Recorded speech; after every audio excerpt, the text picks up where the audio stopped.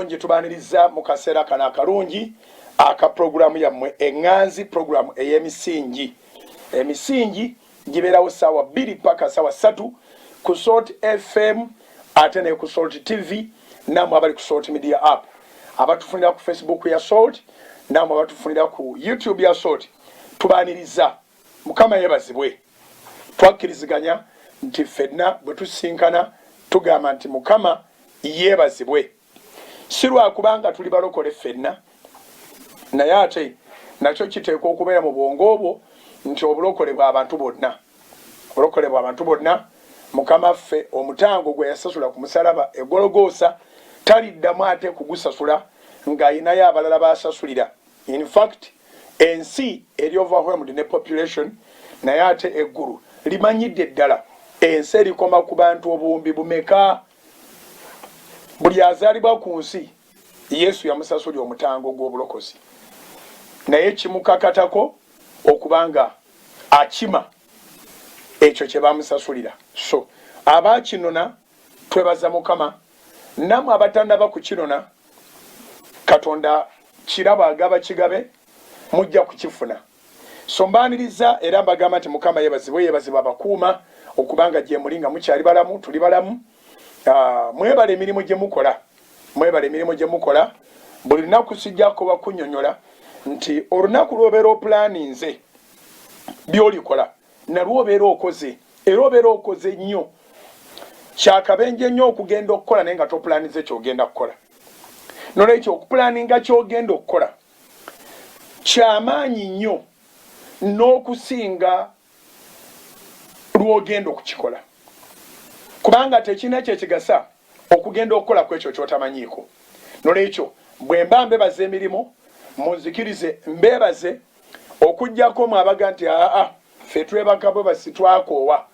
Enjogera eyo egamba twakoowa, bw'obanga oyogera twakoowa omanyanga nti okooye future yo, omanyanga nti okooye ebiseera bye eby'omu maaso ate by'otona bw'obiziyiza kujja. Olwekyo kikulu nnyo okupulaninga ebyo ebigenda okukolebwa. Abalina omukisa ng'osobola biwandiika, biwandiike.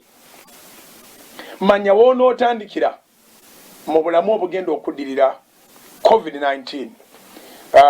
Lockdown tiyategeeza kulookinga bwongo, tiyategeeza kulookinga kulowooza, naddala okulowooza okwo okutuzimba okunaatuyamba. Lockdown tiyategeeza kulookinga bwakabaka bwa Katonda.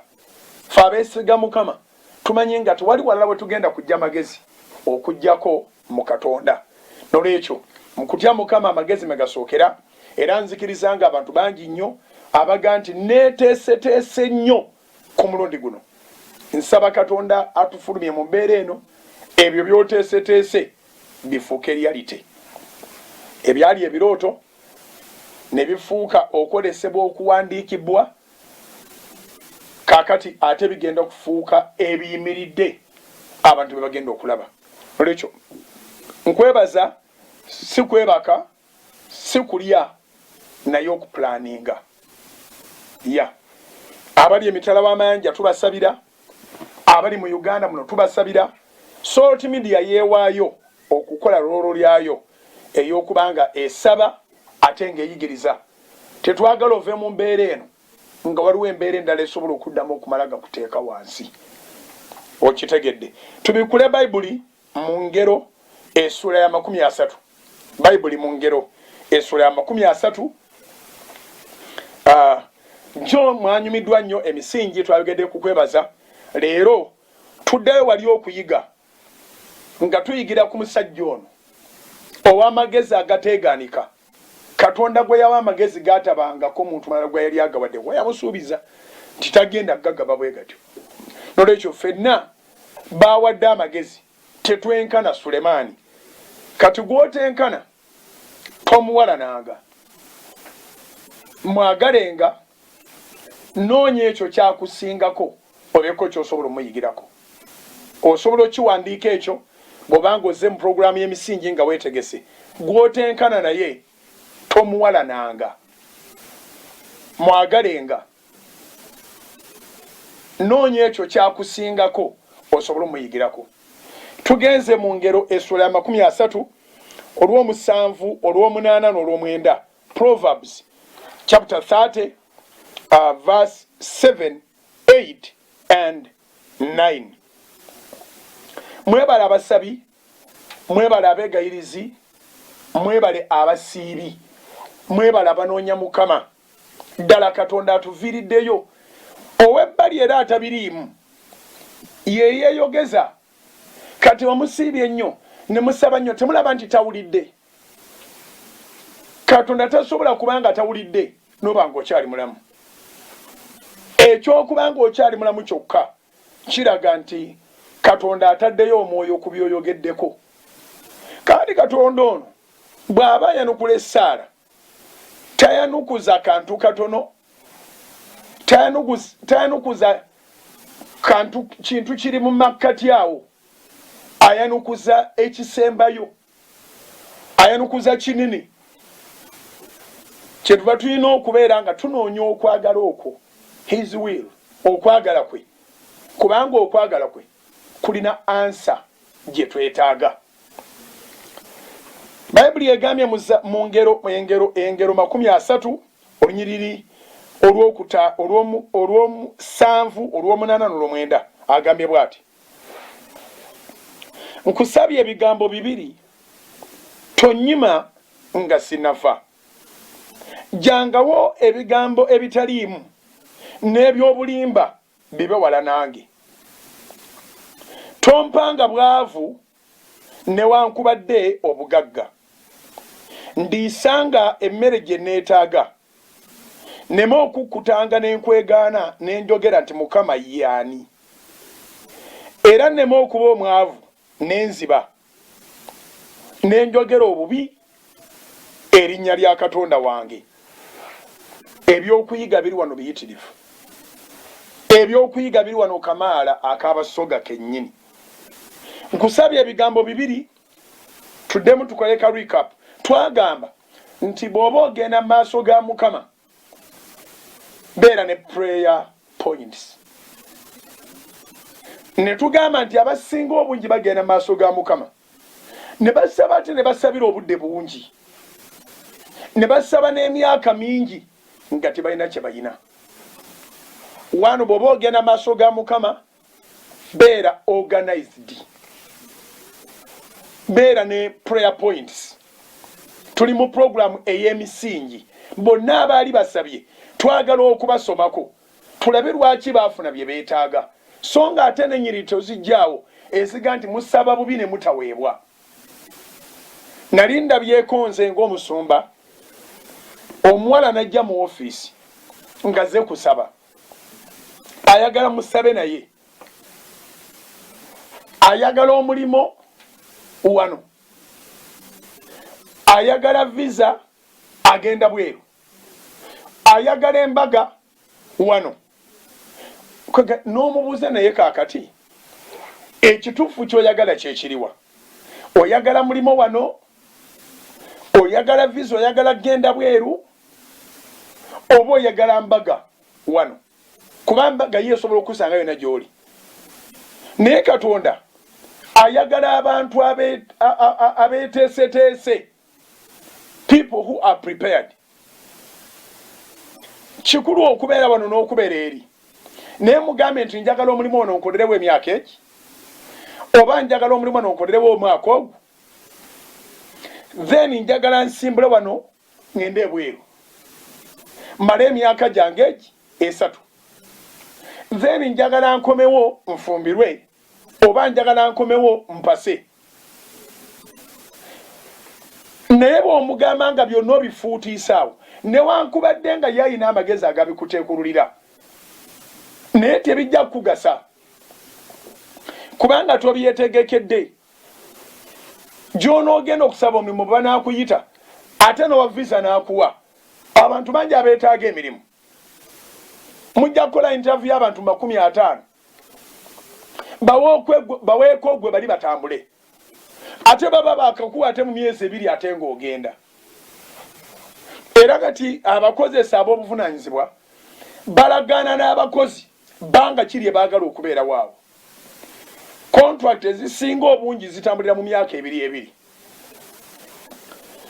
kubanga nabo olina okwetegerezebwa obanga okola bulungi osobola okweyama okubanga togenda kuvaawo awo naye nga tojja kuba tolina byokola bigatta ku kampani. So ne mu bbanga eryo erikanyiziddwako tewabeerawo ali bound by it, naye ate oteekeddwa okubanga tozze nga ate bw'ogenda. So weetaaga okubeera ng'oli organized. Bw'omala okubeera organized n'olyoka omanya ne bye weetaaga, weetaaga okweteekateeka. Tukisoma mu kitabo kya Danyeri, malayika ng'ajja okutegeeza Danyeri nti okuva ku lunaku lwe yasookerako okweteekateeka. Omanyi nze njagala nnyo okwogera ng'omuntu gwe njogera naye muwa n'ebyawandiikibwa. Genda mu Danyeri essula y'ekkumi. Genda mu Danyeri essula ya 10. Daniel chapter 10, the book of Daniel chapter 10. Verse, let us start with verse 11. N'agamba nti gwe Danyeri. I think let us start with verse 10. Okay. Era laba omukono ne gunkwatako ne gunfukamiza ku maviivi gange n'ebibatu by'engalo zange kanduddemu.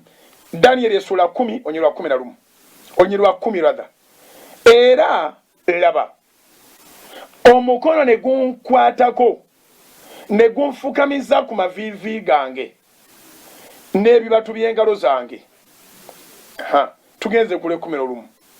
N'aŋŋamba nti gwe Danyeri, gwe omusajja omwagalwa ennyo, tegeera ebigambo bye nkugamba weesimbe, kubanga eri ggwe gye ntumiddwa kaakano.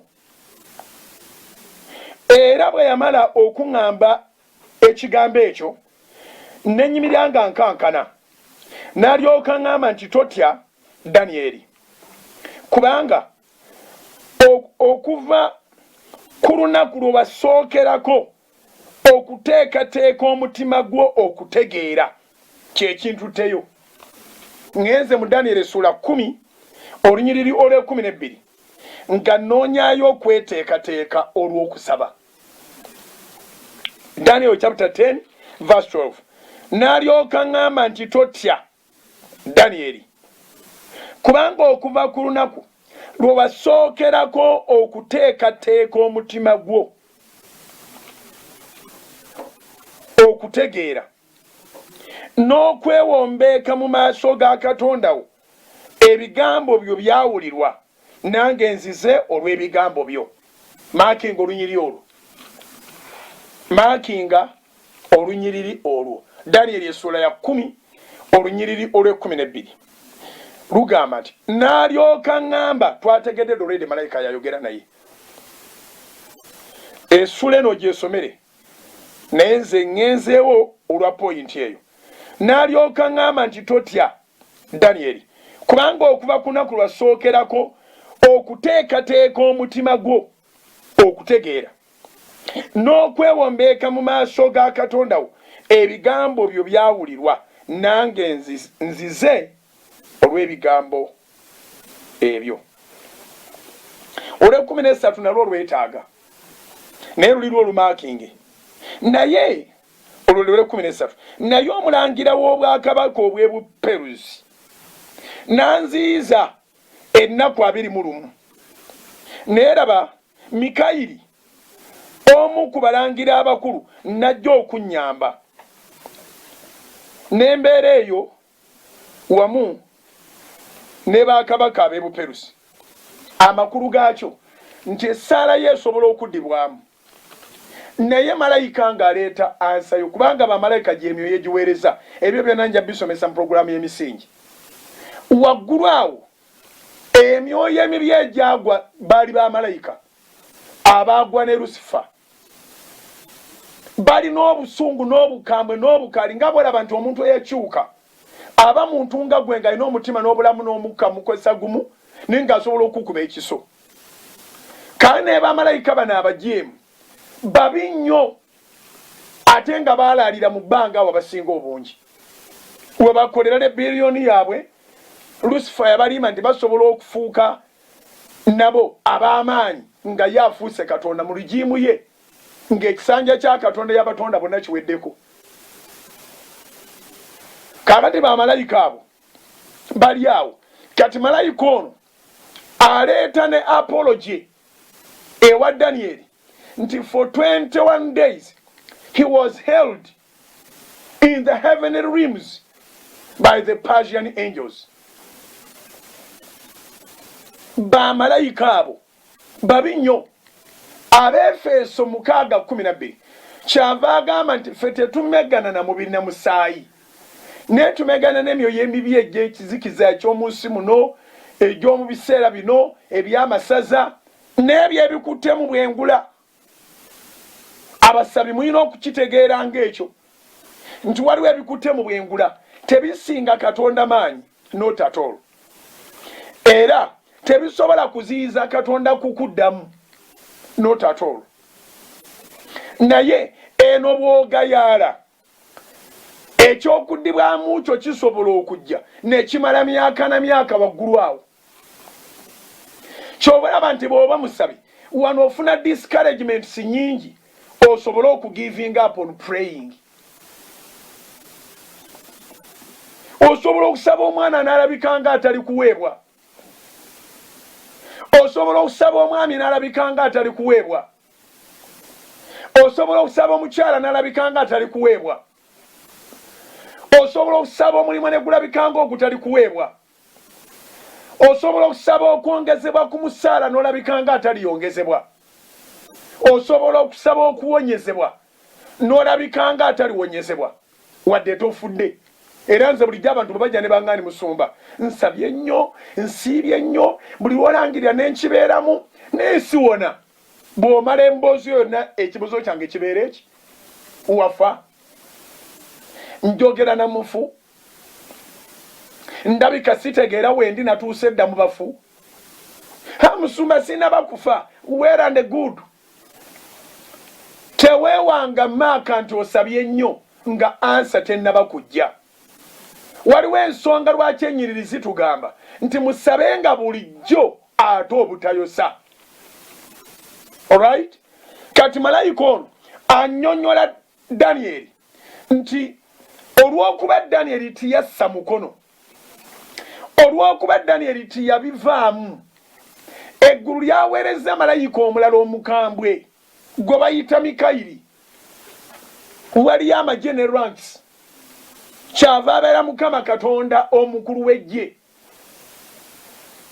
Eggulu lyaweereza malayika omulala Mikayiri n'ayambako kwono malayika eyaleeta ekyokusabira kya Daniel ennaku 21 nga tatuuka. So Daniel afuna apology nti Katonda yakuddamu ku nnaku olwasooka, naye n'enzija n'endalira mu myoyo egyo. Kati kitegeeza nti mwabasabi kamba nnyonnyole nti bw'oba osaba kutula ebikwetoolodde, kutula eby'omukika, kutula eby'amasaza, kutula emyoyo emibi egiri mu mulembe guno, naye teweerabiranga kukutula biri mu bwengula.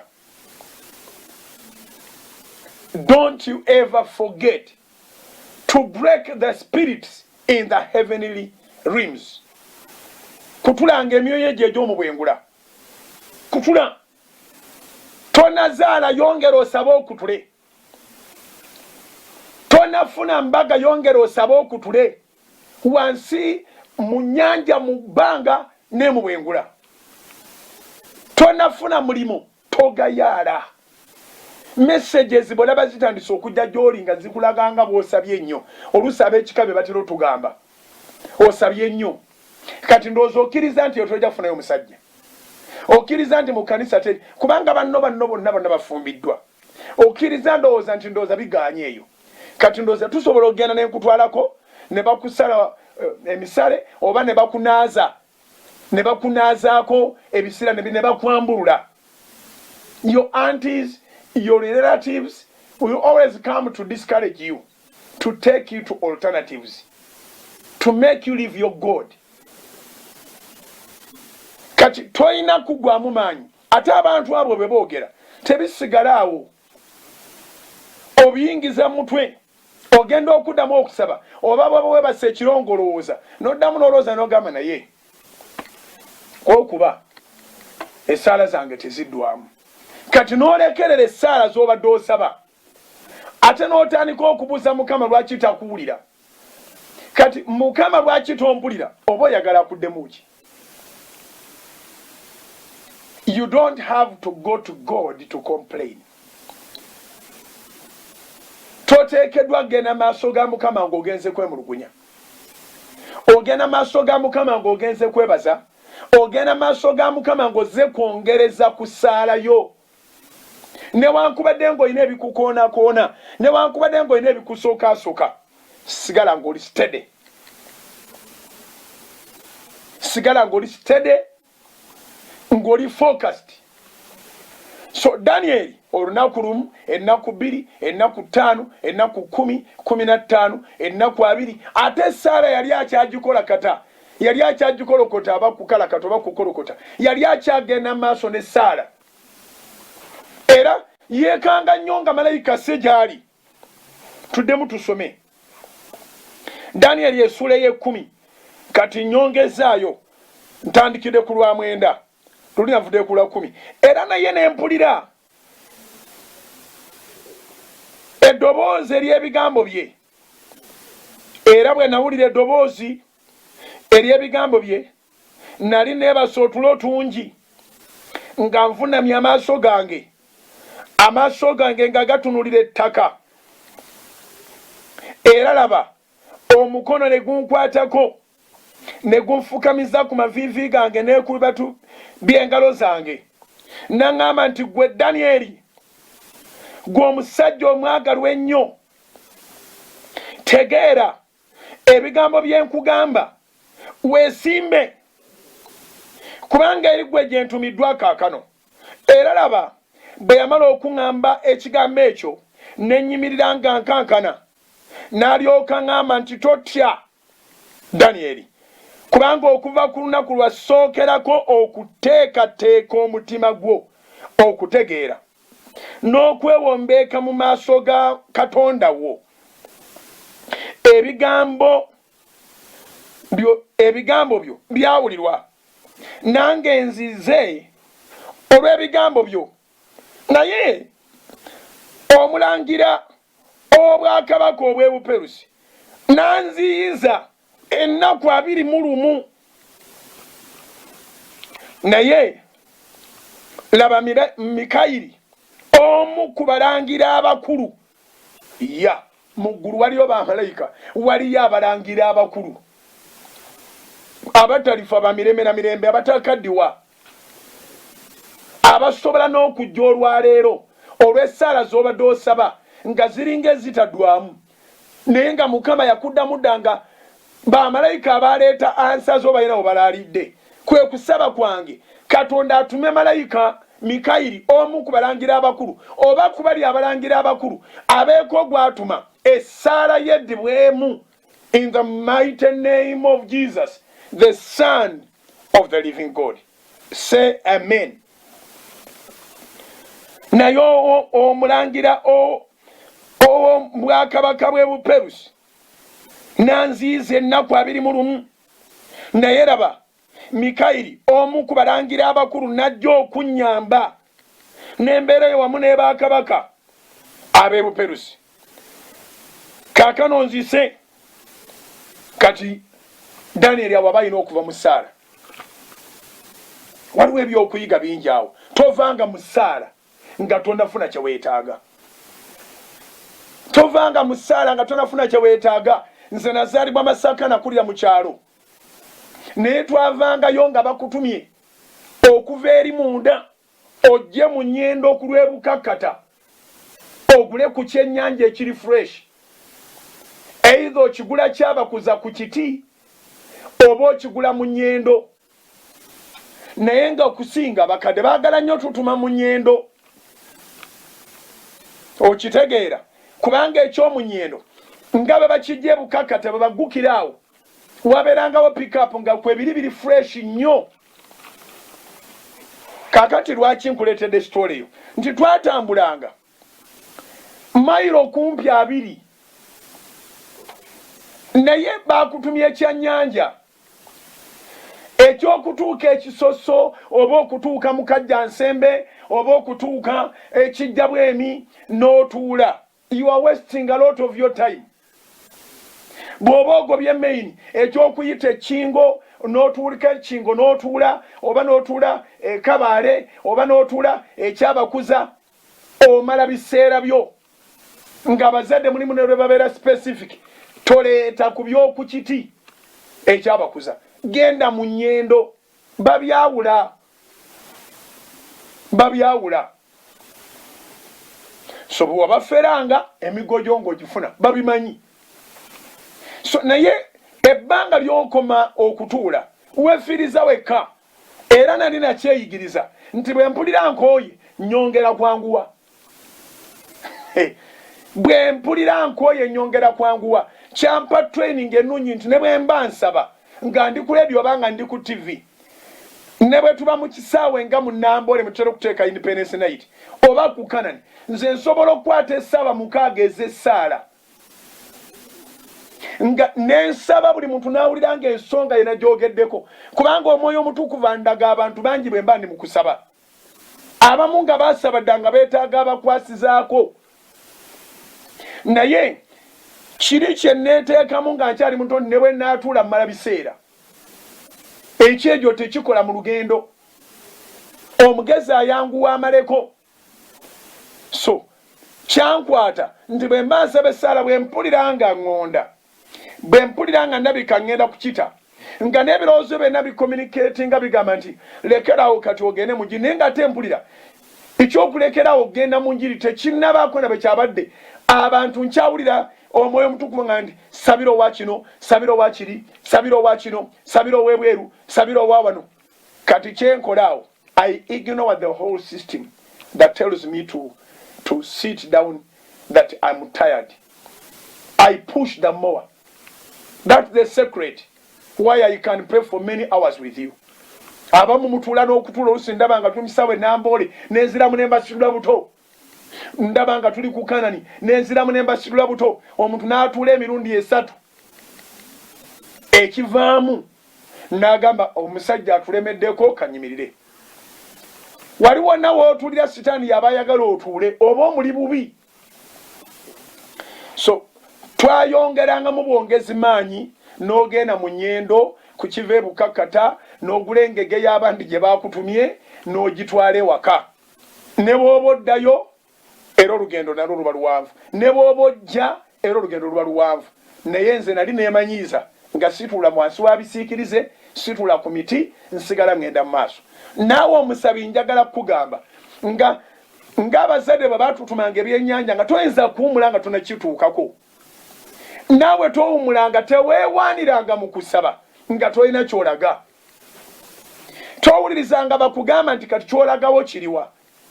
Saba, nze ntera obbaga ndi saba okutuuka nga wafa ng'oli mu ggulu. Mukama akugambe lekerawo okusaba. And I believe nobody will die unanswered. Essaala ye egenda kuddibwamu.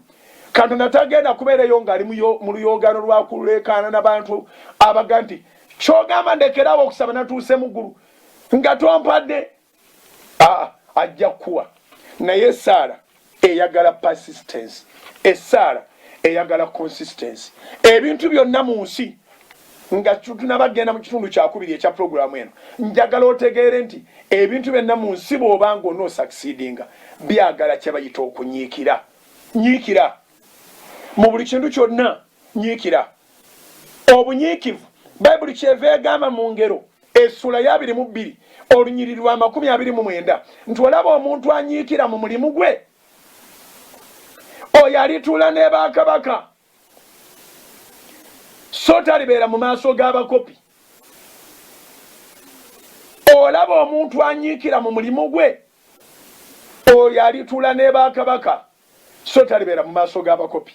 engero 22 onyirwa 29. So okunyikira kwa Danieli yali yeteeseteese nga ina prayer points ze n'ateekateeka omutima gwe okugenda maaso ga Mukama. Mukama n'amuddamu. Malayika yaleeta n'agwa mu zi malayika ezaagwa ne zimuyinga amaanyi. Naye olw'okuba Esaala yeeyongeramu bweyongezi, kyawaliriza Mukama okutuma Mikayiri, omu ku balangira abakulu, ajja asawesaawe n'ekitala bamalayika bano abalemesa Danieli asobole okuddibwamu. Tovanga mu ssaala nga tonafuna kye weetaaga. Toyingiranga mu ssaala ng'omutima gwo toguteeseteese, nga tuweeteeseteese, nga toyina prayer points. Be yourself encourager. Abantu bonna tobasuubira kuzzaamu maanyi, baba baagala kusikawo, naye kiri eri ggwe.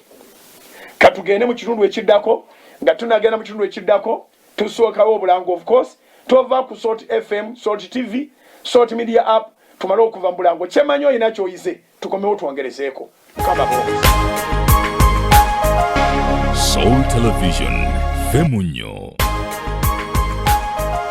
Soul Television, Femunyo. Yafa abalungi mbaaniriza era mbakulisaayo nate mu bulango, era tukyagenda maaso ne program ey'emisingi, tukyagenda maaso ne program y'emisingi. Tubadde mu Danieli essula ye 10, tubadde mu Danieli essula ye 10 nga twogera ku kigambo kino eky'okweteekateeka.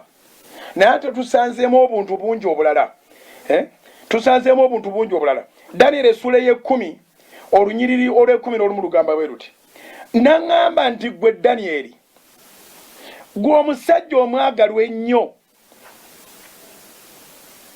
tegeera ebigambo bye nkugamba weesimbe, kubanga eri ggwe gye ntumiddwa kaakano. Era bwe yamala okuŋŋamba ekigambo ekyo ne nnyimirira nga nkankana, Danieli ye yeewera obujulizi. Olw'ekumi lwe nagambye nti lwandalayininge, kubanga lwe lukwatagana n'eri mu ngero 30 olw'omusanvu olw'omunaana n'olw'omwenda nga Sulemaani ajja okusaba. Naye ng'ajja okusaba ng'agamba nti nkusabye ebigambo 2. Tosobola agamba nti nkusabye ebintu 2 nga teweeteeseteese, nga tolina organization mu ggwe eyateeseteese prayer points zeezo. Naye tugenzeeyo eno Danieli essula 10 olunyiriri olw'ekumi n'alyoka ng'amba nti totya Danieli, kubanga okuva ku lunaku lwe wasookerako okuteekateeka omutima gwo. Kubanga ebizibu bikosa mutima. N'olwekyo omutima gwo bwe guba gunaawonyezebwa, olina kuddukirawo oyo yagukuwa, olina kuddukirawo oyo yakutonda. Tokuba ku lunaku lwasookerako okuteekateeka omutima gwo, okutegeera n'okwewombeeka mu maaso ga Katonda wo, ebigambo byo byawulirwa. Kati olw'ekumi n'olumu interest gye ndinamu eriwa, n'aŋŋamba nti ggwe Danieli, ggwe omusajja omwagalwa ennyo, ne bamalayika gye bali mu ggulu bakumanyi nti oli mukazi mwagalwa, ne bamalayika gye bali mu ggulu bakumanyi nti oli musajja mwagalwa, ne bamalayika gye bali mu ggulu bakumanyi nti oli muwala mwagalwa, oli muvubuka mwagalwa. Naye ebizibu byo biva ku ki? Ng'ate Katonda akwagala, ng'oli omwagalwa, alina ne significance ey'okwagalwa mu maaso ga Mukama, nga ne bamalayika bakimanyi. Ekyo kyennyini eky'okuba nti wazimba omukwano ne Katonda, weewaayo ebibyo byonna Katonda yabikolako, kye kikuleetera ebizibu. Nkireke musumba bw'okireka ogenda mu Geyeena. Kindeetera kitya ebizibu? Kikuleetera ebizibu kubanga opposition ya Katonda, Setaani, anoonya bali abaagala Katonda. Setaani anoonya abaagala Katonda ababonereze. Lwaki mwesiba ku Katonda ate ye nga Lusifa gwe yajeemera? Kati Katonda omukwano gwe gwawukana n'ogw'abaana b'abantu. abaana b'abantu bakwagala ne bakwabulira mu bizibu. Waliwo gwe njogera naye nga yaga nti ekyo nze mujulizi. Emikwano gyonna gyanjabulira, emikwano gyonna gyambulako, emikwano gyonna gyanziruka. Bw'ozimba omukwano ne Katonda tali kwabulira, bw'ozimba omukwano ne Katonda tali kudduka, bw'ozimba omukwano ne Katonda tali kulekerera, bw'ozimba omukwano ne Katonda toliswazibwa. Bayinza okuwayiriza, basobola okussaako ekigambo n'ebigambo, basobola okukola kyonna ekisoboka, naye tebasobola okukwawula ne Katonda, era tebasobola kumaliriza nga be bawangudde. Enjiri yange njibulira bulijjo era nja kugibulira okutuuka lwali mpita. Gwe ne Katonda ye ttiimu ewangula. Ne bwebanga majority ekukyawa, gwe ne Katonda musinga majority. Kasaba banga kye bakukyayira bakukyayidde Katonda. Era kinyuma okufiirwa abantu, kinyuma okwejjako bonna. Oba ne bagenda bokka oba nabo n'ogenda ng'okizuula nti ono tanzimba, ono tangattako, ono tanyongerako. Era ndowooza ne mu kaseera kano aka lockdown, mu kaseera kano aka karantini, akaseera ka kafyu nga ssaawa emu oba oli waka, ozudde abantu abatakuzimba, abatakugattako, abatakwongerako, obazudde. Onooba weewuunyisa, bw'onoova mu karantini, bw'onoova mu lockdown, n'ogenda oddamu n'obeera nabo. Wangi ojja kuba weewuunyisa ng'omaze okuzuula abatakugattako, abakuwabya, abakussa wansi, abakukyamya, abakujja ku mulamwa, ng'omaze okubazuula, ate n'osalawo n'obaddira. Bonna bagende, abamu balina okwetwala, abalala gw'olina okubata. Kubanga Setaani abakwetoolooza ng'ayagala bakulemereko. Naye kino kyenjagala tuyiga bano tuleke tuddeyo mu ngero. Danyeri essula 10 olw'11. N'aŋŋamba nti ggwe Danyeri, gwe omusajja omwagalwa ennyo, tegeera bye nkugamba, weesimbe, kubanga eri ggwe gye ntumiddwa kaakano. Era bwe yaŋŋamba, era bwe yamala okuŋŋamba ekigambo ekyo, ne nnyimirira nga nkankana. N'alyoka aŋŋamba nti totya Danyeri. Amawulire malungi agali mu lunyiriri olwo. Nene weebuuza nti Danyeri ono mwagalwa ate ng'alina ebizibu. Ye, Setaani yaleeta ebizibu, Katonda yatulokola mu bizibu. Edda mujjukira obuyimba buli obwe kito, Yesu bw'ajja n'atuleetera Bayibuli kusoma, ate Setaani n'atuleetera ebikemo ebizibu. Yesu bw'ajja n'atuleetera Bayibuli okusoma, ate Setaani n'atuleetera ebikemo ebizibu. Setaani ayagala okudalyutinga ekintu kya Katonda naye kikwafu, kiwandiike.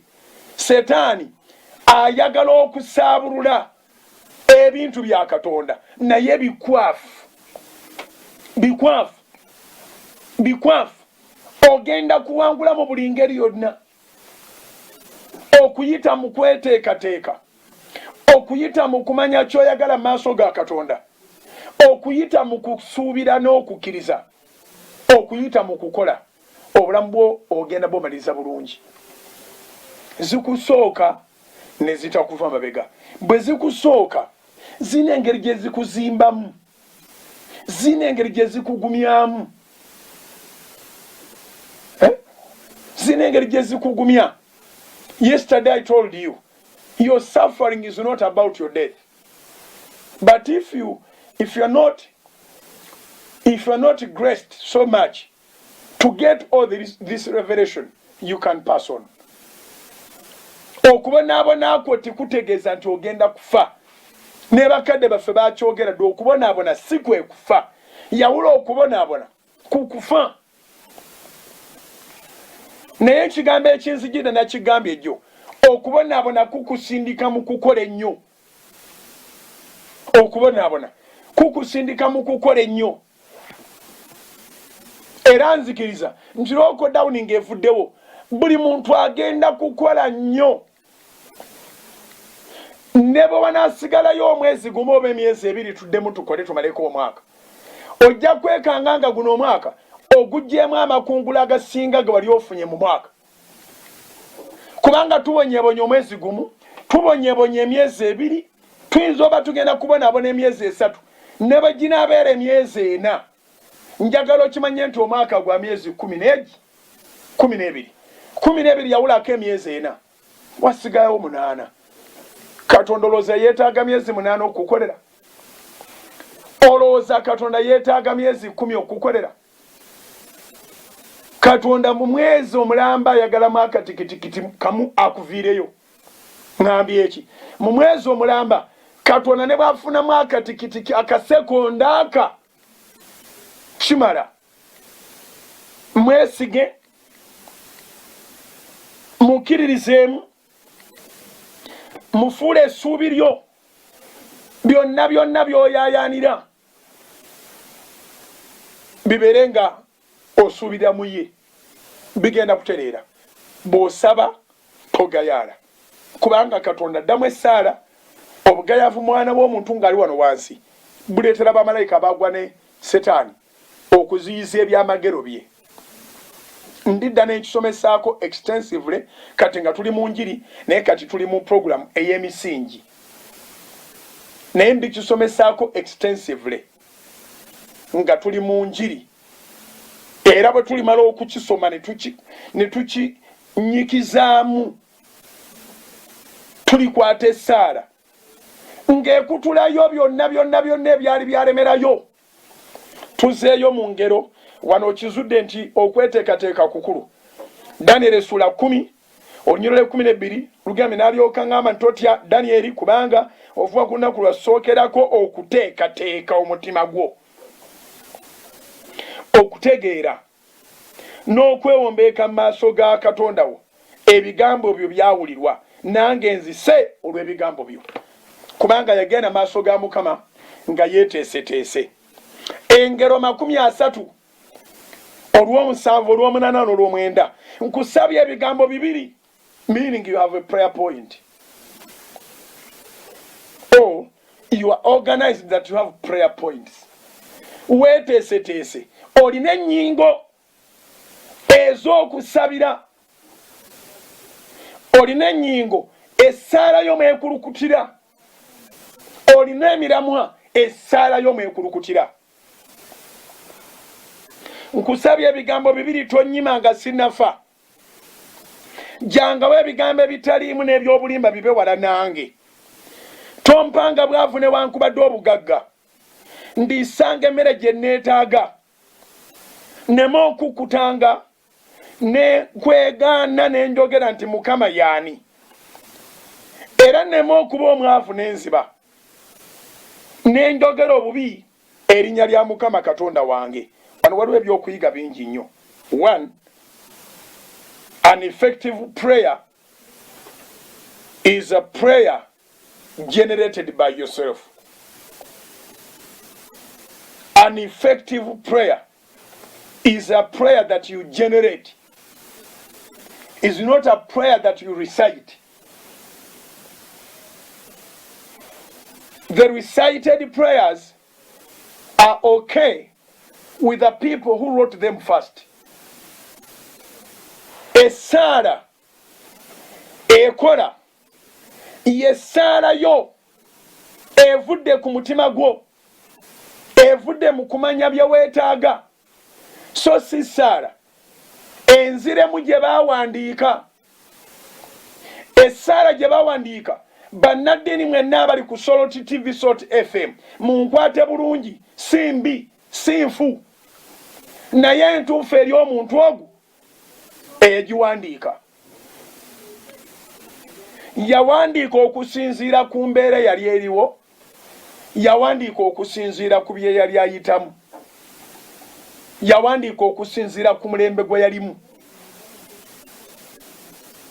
Gw'oli mu mbeera ndala, by'oyitamu birala, n'omulembe gw'olimu nagwo mulembe mulala. Are we together? Omulembe gw'olimu mulala. Essaala yeeteekwa kusinziira ku gwe, si ku neighbour. Kubanga osobola okuba ng'olina neighbour nga mwena baba banja rent naye nga yalina gw'asuubira ali mu America agenda ozimuweereza. Gwe toyina gw'obanja, ate toyina mulimo, ate toyina gw'osuubira. Mwena musabira rent temunasasula. Naye ayina wezigenda okuva. Kati essaala yeeteekwa okuba nga design yaayo ndala. Okitegedde. Okitegedde. So essaala eva ku mutima gwo. An effective prayer is self-generated. It's not a copy and paste. It's not a recited one. Okay. Ekyo kitegedde. Ekirala kyenjagala oyige mu ssaala nti essaala si ya bintu byokka ebikwatikako. Essaala eriko ekitundu eky'ebintu nga toyina kyolaga ndi kiikyo nkitadde wali. Tereese ekyapa kya ttaka, tereese ennyumba, tereese emmotoka, naye nga kyekkoledde kireeta ekyapa ky'ettaka, kireeta ennyumba, kireeta emmotoka, kiwasa omukazi. Mbuuza nti kyekiriwo ekyo. Omusajja atandise okusaba prayer items ze ziwulire. Engero 30 olw'omusanvu n'olw'omunaana. Nkusabye ebigambo 2 tonnyima nga sinafa. Wulira kyasookerako. Jangawo ebigambo ebitaliimu n'ebyobulimba bibe wala nange. Kati njagala ombuulire. Jangawo ebigambo ebitaliimu n'ebyobulimba bibe wala nange. Ekyo Katonda bw'akikkola wali wakiraba. Ekyo olaba ng'ekyapa ky'ettaka. Ekyo olaba ng'emmotoka. Ekyo kiraba nga promotion. Ekyo kiraba ng'omulimu. Ekyo kiraba ng'embaga. Ekyo kiraba ng'omwana. Ekyo kiraba nga visa. Neewulira. Engero 30 olunyiriro lw'omunaana. Jangawo ebigambo ebitaliimu n'ebyobulimba bibe wala nange. Singa ekyo ekitundu ky'essaala kiddibwamu, the sky cannot even be the limit in your life. Because some of you are held behind because of lies. They tell you you can't. People like you cannot. You are worthless. But it is a lie. God has never wasted the oxygen. God has never wasted the gift of life. God is not a waster. Tosobola kubanga oli mulamu naye nga tolina ky'osobola. Katonda ng'akuwadde obulamu obw'okufiira ettogemu gwe. Nkiddamu. Katonda tasobola kuwa bulamu obw'okufiira ettogemu gwe. Obw'okufiira obwereere. Olina ky'osobola. Naye abalimba bakuzize emabega. Olina ky'osobola okutuukako. Naye aboogera ebigambo ebitaliimu bakuyisizza bubi nnyo. Ekyakusibira emabega bye bigambo ebitaliimu ebikusomberwa. Abaana nze ntera okusabira abaana omwana wa senior 2 senior 3 najja mu office ng'amusabira fees ayagala okumusabira okuyita n'ayongerezaako essaala nga tekwatagana. Naye ng'evudde ku bigambo bye yawulira n'agani musombere nsabire enzaale wangi. Musuma nsaba onsabire amagezi, musuma nsaba onsabire fees, njagala mpite bulungi ne bazadde bange obakuume, musuma nsaba onsabire nsobole okuzaala. wa senior 1 2 3 ayagala omusabira asobole okuzaala kati nze abantu abakulu nyina bwe mbakwata ngamba wa guidance ne counseling n'abato nyina bwe mbakwata omukulu ennyo bw'ompitirirako nga ndaba wandibadde gwompabula naye ng'ato obusiru oyina bungi nkugambirawo tugenda nabo omukono gwa Mukama sitawana kuwaawo conversation wakati awo omuto mba njagala kumanya kivudde kuki kati omuto mubuuza era nga bw'olaba malayika mu kitabo kya Luka y'omu ye yayogera ne Zakariya era y'omu Gaburiyeri ye yayogera ne Mariyamu naye bwe yali ayogera ne Zakariya bwe yatandika ebibuuzo malayika n'amuziba omumwa n'amugamba bijja kubawo nze tonteganya naye ate bwe yagenda Mariyamu n'amubuuza ebibuuzo Mariyamu yamunnyonnyola ne bwe bandimazeewo omwezi malayika yandibadde akyanyonnyola Mariyamu era kijja kuba bwe kiti era kijja kuba bwe kiti Mariyamu nti yabuuza nze kati byoyogedde mbiwulidde naye binaayinzika bitya nze atamanyi musajja ono n'amunnyonnyola naye nga ne Zakariya kye yabuuza nakyo kyaliyo yabuuza kakati ffe abakadde ennyo nga nkaddiye nnyo nga ne mukazi wange akaddiye nnyo ate omwana gw'ogamba gwe tugenda okuzaala ko malayika nti tojja kumbonyabonya n'amuziba omumwa yafuuka kasiru yafuluma yeekalu nga kasiru n'agenda eka nga kasiru n'azaala omwana nga kasiru empaka ezaali ewaka ze zaamuviirako okwogera ab'ekikanga baagala mbu omwana bamutuume Zakariya obudde nabwo bumpala n'okukabana ab'ekikanga baagala omwana bamutuume Zakariya Mariyamu Elizabeth ng'agamba omwana ateekwa kubeera Yokaana akati kwolwo olunaku lwatuumibwa erinnya Zakariya lwayatula n'ayogera n'aga nti omwana ye Yokaana ng'ali ku ludda lwa mukyala kubanga ate baali bakijja wa Katonda naawe kati n'abaana mbakwata bulala n'abakulu ennyo abansinga obukulu abalokoka nga sinnabakulokoka bw'ajja n'ayogera nange nendaba ng'ali mabega nnyo simumalira budde bwe nange seemalira bwange muga nti genda olabe omukono gwa Mukama ate amana n'agulaba era abantu balina obujulizi buyitirivu naye nga titwadda mu details naye omwana ono bwanga nti nsabira nfune amagezi nfune fees nsabira azaale ng'omuzadde saagala azaale ng'akyali mu ssomero mba mubuuza lwaki ogambye ekyokusabira okuzaala ogenda okulira nga akunnyonnyola anti munnange senga yagamba ne bwe ndikola ntya sigenda kuzaala yabyogera ddi nalina emyaka 11 awo Sulemani kyavudde agamba mu ngero 30 olunyiro lw'omunaana nti jjangawo ebigambo ebitaliimu n'ebyobulimba bibe wala nange singa ebigambo ebitaliimu n'ebyobulimba bikubeera wala ebimu byotya tewandibitidde ebimu byotokola nga singa babikola dda so olwaleero njagala tuyiga ebintu bingi tuyize bingi naye nakino kigatte mu byoyize oyiganga mu prayer points zo okuteekamu ebigambo bye weetaaga ng'ebigambo ebyo oli ne bw'atunula atya tabiraba nti babikoledde abamu Katonda bakoledde ekyamagero wakati mu lockdown eno Katonda akuwonyeza ababadde bakulimba ababadde bakunafuya ababadde bakuza emabega abakutaddemu obutwa bonna obadde mutwegu kati mbadde nkusaba gwe naawe okitegere nti kyamagero kyennyini okubanga omaze emyezi 2 nga toyogera na badiscourager omuntu akulina nga wakagulawo edduuka lyo wakagulawo esaaluni yo wakateeka ebintu ku mudaala n'agamba ne luno tuzze teri ssente olaba enkuba bwekuteera tujjidde bwereere na luno tuzze era tewaliwo kye tugenda kukola abantu ab'ekikulu ekyo Katonda abakuwonyeza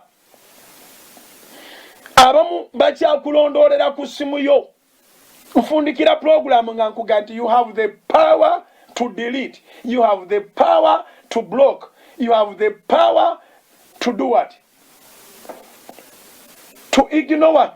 Funa engeri gy'osazaamu contact ezo Katonda bw'omugamba nti jjangawo naawe kitegeeza nti ovaawo bw'ogamba Mukama nti jjangawo obwavu kitegeeza naawe ogenda kuva mu buliri ogenda okole God does his part as well as we do our part.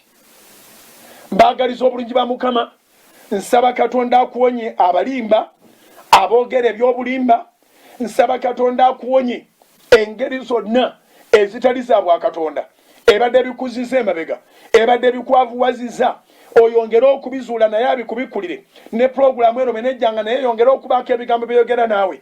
Weeteeketeeke mu maaso ga Mukama, omusabe eby'omulembe gwo, eby'obulamu bwo, ebikwatagana naawe, akuwonye obeere wanjawulo mu kika kyewammwe, akuwonye abalimba n'ebyobulimba, oleme okutambulanga nga weeraliikiridde, nga Katonda si yakugamba nti weeraliikirire. Ekigambo ekiva ewa Mukama Eva kikugamba nti totya, totya, totya. Nange kyensembyayo olwaleero, totya, totya. Mukama abawe omukisa. Soul